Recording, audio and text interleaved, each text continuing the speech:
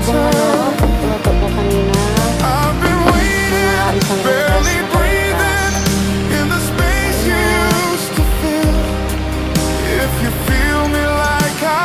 Sabihin Lord, pagkain araw-araw.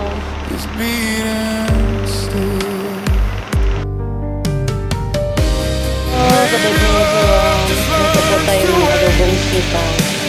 Ayan ang manok, ginigisa natin, tostado na. Prito natin to. Sitaw, ilabad natin sa tubig.